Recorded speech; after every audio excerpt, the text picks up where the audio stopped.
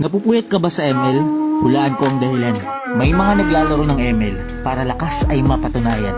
Naabot ng madaling araw, grind walang tulugan. Meron pang magduwa na babe ang tawagan. Mga taong sa sobrang kilig, oras ay di na namamalayan. Pero may mga napupuyat din na hindi alam ang dahilan. Yung tipong puyat ka kahit wala namang pinagkakaabalahan. Wala nakasanayan. Kasi yung dati mong kausap, di mo na masilayan. Kaya naglalaro ka na lang ng ML para sakit ay makalimutan. Napupuyat ka ba sa ML? Hulaan ko ang dahilan. May mga naglalaro ng ML para lakas ay mapatunayan.